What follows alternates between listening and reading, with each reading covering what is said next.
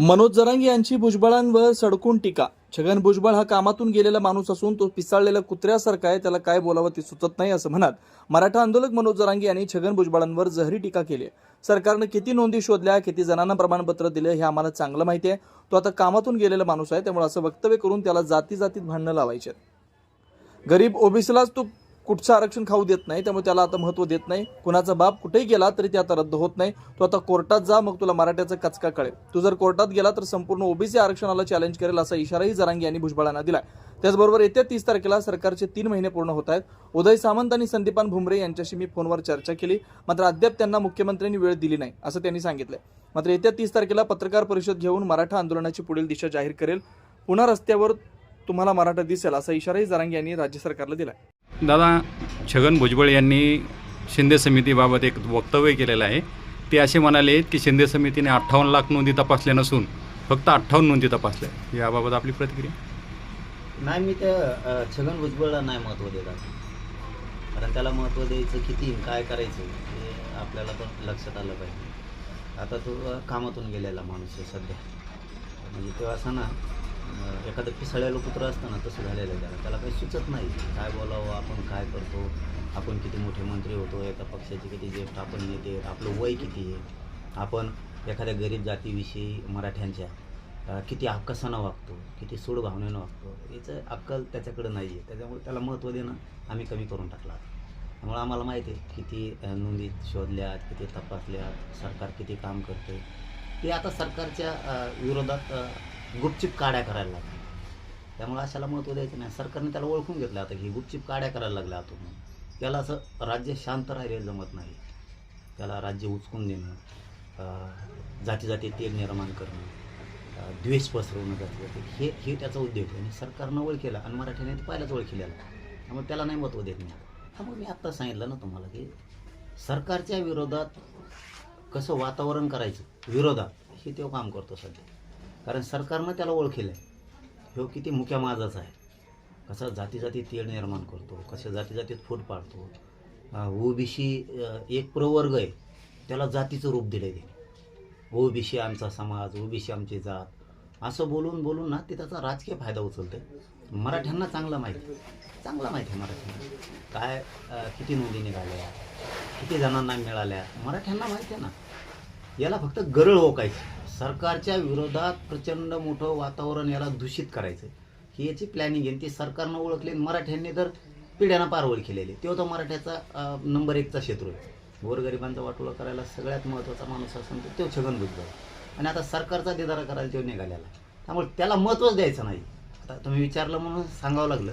असं त्याला मी आता महत्त्व द्यायचं बंद केलं की ज्याला गोरगरीब मराठ्यांच्या लेकरांचं आयुष्य आणि भविष्य कळत नाही, तो वाटोळच करायचं कळतं. आणि त्यांनी विशेष म्हणजे त्यांनी ओबीसीचं सुद्धा लय वाटोळं केलं. ओबीसीच्या गोरगरिबांचे कोण आहेत? कोण ओबीसीच्या गोरगरिबाचे अधिकारी झाले? यांनी होऊ दिले. कोणचे होऊ दिले? कोणत्या तेलेचं आहे का, कोणत्या नाव्याचं आहे किंवा कोणाचं एखाद्या कोळीचं आहे का, कोणाच्या रजपुताचं आहे का, कोणत्या बाकीच्या छोट्याच्या जातीत ना 200-300. मी तुम्हाला असं पाडावं. आता कायकाडी समाज आहे, कोळी समाज आहे तिकडचा, आपल्या मुंबई पट्ट्यातला, कोकण पट्ट्यातला, इकडचा आदिवासी समाज आहे सगळा. कोण गरीब होऊ दिले यांनी? किती जाती सांगू तुम्हाला? लोहार होऊ दिला का, सुतार होऊ दिला का, कोणत्या जातीचे अधिकारी यांनी प्रशासनात होऊ दिले? यांनीच वरबडलं सगळं. आणि फक्त ओबीसी बोंब बोलतो ते. त्यामुळे त्याला महत्त्व द्यायचं. आता ओबीसी नाही कमी केलं आणि मी त्याला गिनीतच नाही. ते म्हटलं की जे जात प्रमाणपत्र वाटप झालेत आणि ज्यांच्या जात वैधता प्रमाणपत्र बाकी आहेत, या सर्वांची हायकोर्टात काय हे अपील केलेलं आहे आणि त्यांची चौकशी होईल. मी आत्ताच म्हणलो का नाही, इतका नासका नीच अवलादीचा माणूस आहे. इतका नासका नीच अवलादीचा माणूसच या पृथ्वी तलावर पैदा नाही होणार कधी. म्हणजे गोरगरीब मराठ्यांना आरक्षण मिळालंय, हक्काचं आहे आमचं. कोणाचा बाप कुठं गेला तरी ते रद्द होत नाही. त्याची काळजी करू नका म्हणा. पण किती नीच वृत्ती आहे याच्यातून मराठ्यांनी सावध व्हायला पाहिजे. आपल्याला उचित आरक्षण मिळालं तर ह्यो कोर्टात चालला. इतका हरामी आहे, याच्यासारखा हरामी माणूस असू शकत नाही कुठं. त्यांना आरक्षण मिळालं त्यावेळेस आम्ही कोर्टात गेलो. मराठ्यांनी सावध व्हा आता इथून पुढे. आपल्याला आरक्षण आत्ता मिळालं, आपल्या लेकराचं कल्याण व्हायला लागलं. तर ह्यो आपल्या लेकरांच्या अन्नात विष कालायला लागला. इतका नीच वृत्तीच्या माणसाला मराठ्यांनी आता जागं व्हायला पाहिजे याच्या विरोधात. कारण यांनी जर असं केलं तर मराठ्यांनी सुद्धा इथून पुढं मंडल आयोग चॅलेंज करून सगळं याच्यामुळे ओबीसीचा देदारा होणार. मग मंडल आयोग चॅलेंज होणार. यांचा 10-10 वर्षाला सर्वे झालेला नाहीये. मग आम्ही सुद्धा सगळं काढणार.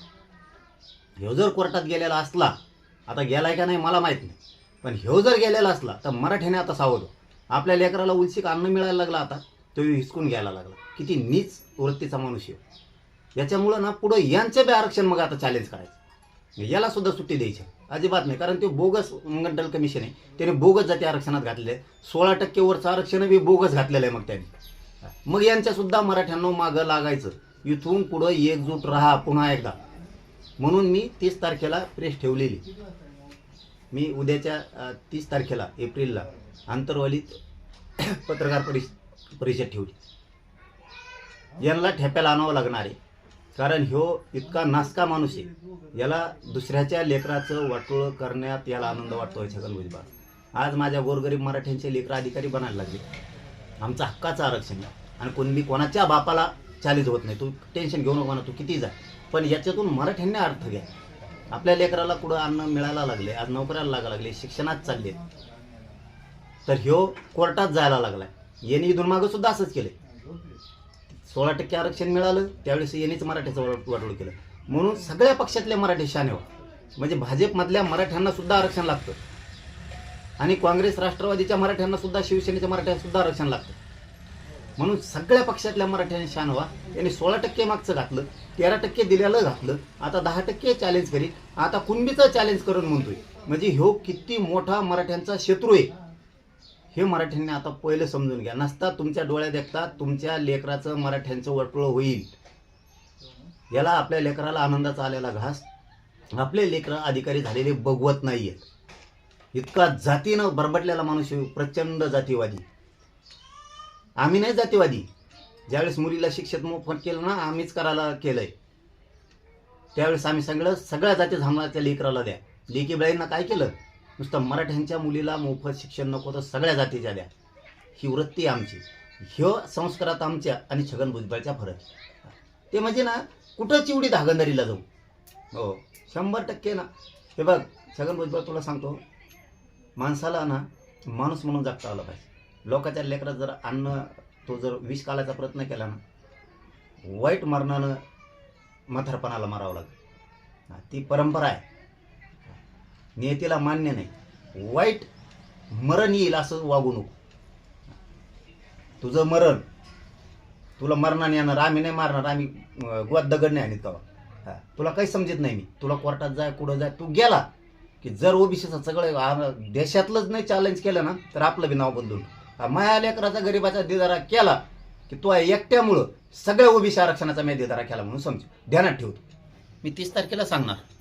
पण खूप महत्त्वाचे खुलासे मी त्या पत्रकार परिषदेत करणार आहे. मी समाजालाही आव्हान करतो की आता जागा व्हायची वेळ आली.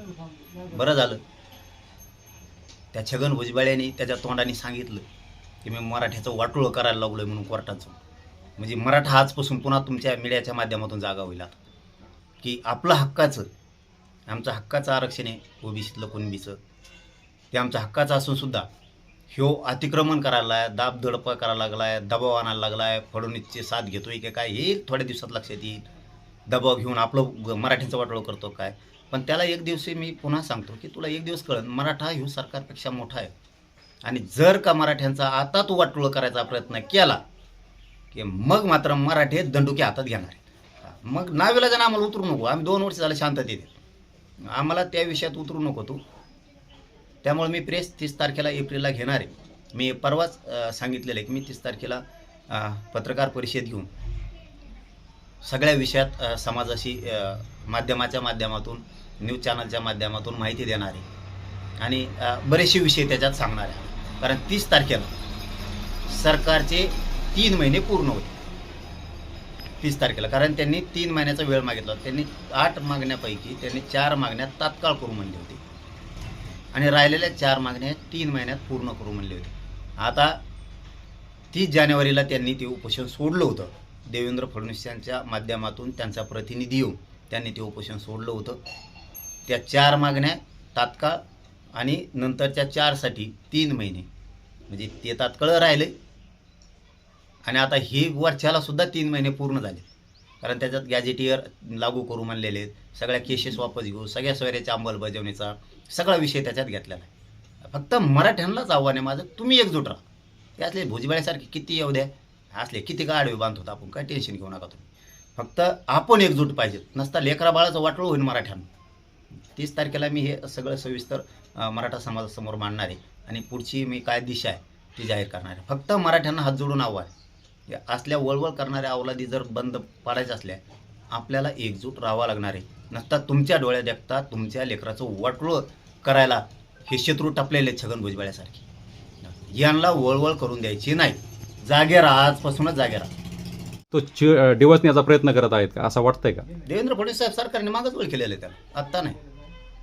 ह्यो कधीच सरकार ठेवत नाही, पक्षात पक्ष ठेवत नाही, ह्यो ओबीसीत ओबीसी ठेवत नाही, ह्यो माणसात माणूस ठेवत नाही. याच्या सोयीनुसार आलं का ह्यो हिंदू होतो, याच्या सोयीनुसार आलं की ओबीसी होतो, याच्या सोयीनुसार छगन भुजबळचा आलं की ह्यो बहुजन होतो, ह्यो याच्या सोयीनुसार असलं की पुरोगामी विचाराचा होतो. आणि याचा पुढं फटका बसायला लागला की लगेच ओबीसी मराठ्याचं भांडण लावून देतो.